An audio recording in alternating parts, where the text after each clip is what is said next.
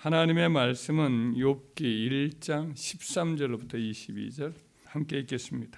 하루는 욥의 자녀들이 그 마다들의 집에서 음식을 먹으며 포도주를 마실 때에 사환이 욥에게 와서 아뢰되 소는 밭을 갈고 나귀는 그 곁에서 풀을 먹는데 스밧 사람이 갑자기 이르러 그것들을 빼앗고 칼로 종들을 죽였나이다.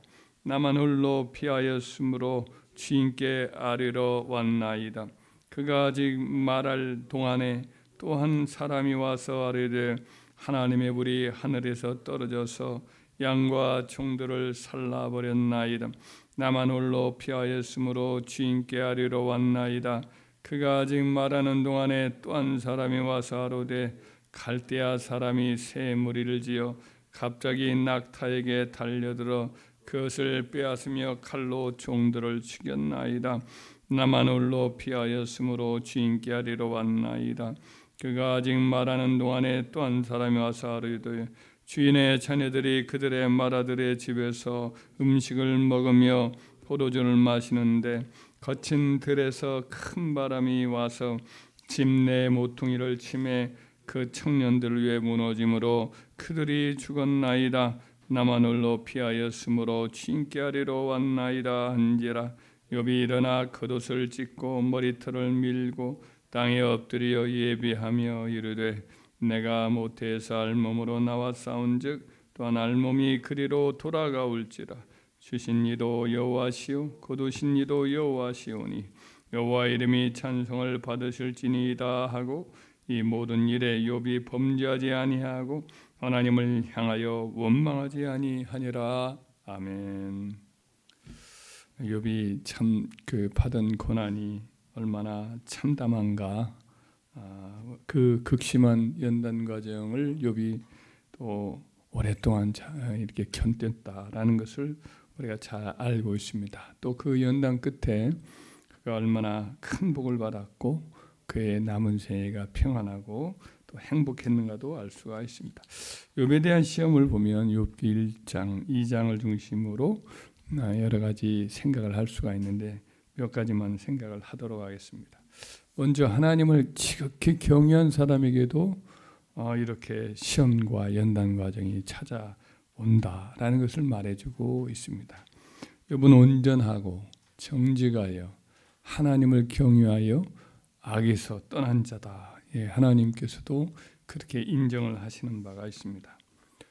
그런데도 그 경건한 사람 욥에게 이런 시련이 연거푸 이렇게 찾아왔다라는 것은 이 하나님의 경건한 사람에게도 이와 같은 시련과 연단이 있고 세상 모든 사람에게 다 이와 같은 연단과 시험이 있을 수 있다. 그러니까 우리에게도 그와 같은 일이 있을 수 있다라는 것을 우리가 깨달아라, 이런 가르침을 두고 있습니다. 욥기 5장 6절 7절 말씀에 보면 재난은 티끌에서 일어나는 것이 아니며 고생은 흙에서 나는 것이 아니니라. 사람은 고생을 위하여 났나니 불꽃이 위로 올라감 같으니라. 불꽃이 위로 올라가는 것은 자연스러운 일 아니겠어요? 마찬가지로 모든 인생에게 고난이 있다라는 것을 욥기는 여러 차례 말씀을 하고 있습니다. 그래서 우리에게 뜻하지 아니한 시련과 연단이 이렇게 찾아온다고 해서 놀라지 말고 올 것이 오는 거구나 라는 것을 생각하고 그것을 하나님 앞에 또 나아가서 기도하면서 잘 이겨내는 저와 여러분의 되기를 주의 이름으로 축원합니다. 또 하나님이 허락하시는 고난이 우리가 생각하는 것 훨씬 이상일 수도 있다라는 것을 오늘 본문의 말씀에서 우리가 또 마음에 이렇게 새길 만한 또 가르침이라 생각이 됩니다. 욥의 경우를 보면 참 얼마나 놀랐을까 우리가 상상을 해볼 수가 있지요. 그동안 평온하게 잘 살았는데 어느 날 한날에 그가 겪었던 시련이 너무나 많은 일들이 그에게 밀려오죠. 자기의 모든 재산 중에 소나 나귀를 갑자기 스밧 사람들이 강도떼가 되어서 이렇게 끌어가고 맙니다. 또 양떼들 초장에서 아침에 종들이 평안하게 다 끌고 가서 초장에서 먹이려고 갔는데 갑자기 하늘에서 불이 내려와서 그 양떼들과 종들을 다 태워버리지요. 또 아마 낙타들도 이렇게 뭐 물건을 가지고 어디 가려고 대상을 만들어 가지고 이렇게 장사하려고 이렇게 출발을 했던 것 같습니다. 그런데 세 무리의 갈대아 사람들이 갑자기 나타나서 종들을 죽이고 낙타들을 다 3,000마리나 되는 낙타들을 다 끌어가 버리는 거죠. 이런 과정에 뭐 종들도 다 죽는 것인데 또 그날 또 그의 큰아들의 생일이었는데 그때마다 그들은 또 형제간의 의가 좋아서 한 곳에 와서 식사를 같이 하고 즐겁게 이렇게 시간을 보내고 나는데 그날 큰아들 생일이어서 다 거기에 모였는데 들판에서 큰 바람이 그 집을 쳐서 내귀퉁이를 치니까 그냥 집들이 무너져서 그 모였던 즐겁게 이렇게 잔치를 누리던 그 자녀들이 한꺼번에 다 몰살을 당하는 그런 일도 겪게 되는 거죠. 그러니 이 일을 겪을 때 욥이 얼마나 기가 막히겠어요. 이 일을 들을 때요. 그런데 그뿐이 아닙니다. 두 번째의 시험이 또 그에게 다가와요. 머리로부터 발가락까지 온 몸이 욕창이 나고 상처가 다 아물었다가 터지고 뼛속까지 아주 시커멓게 타들어가는 그런 질병을 그가 겪게 됩니다. 사람이 가까이 갈 수 없는 악취가 그의 온몸에 나고 사람의 모습을 알아볼 수 없는 몰골이 이제 되고 마는 거지요. 그리고 그의 명예도 이전에는 사람들이 가까이 가지도 못하고 멀리서 오면 그냥 다들 일어서는 무슨 말을 하면 다 조용히 귀담아 듣는 그런 흠모와 존경의 대상이었는데 이제는 하나님께 저주받은 자다라는 그런 말을 듣고 사람이 알지 못하는 깊은 죄를 저 사람이 지었다라는 낙인이 찍혀서 사람들이 가까이 하지도 않고 오히려 멸시하고 멀리하는 그런 사람이 되고 말았어요. 이 고난 중에 그 곁에는 아무도 남아있지 않습니다. 그의 아내도 그를 향해서 외면하고 등지고 떠나죠. 심지어 아무리 하나님께 부르짖어도 하나님께서는 묵묵부답이고 멀리 계시고 아무 응답도 않는 영적으로 그야말로 영적인 유배지를 다니는 고독한 영적인 광야를 지내는 그런 버림받은 영혼의 상태가 되고 말지요.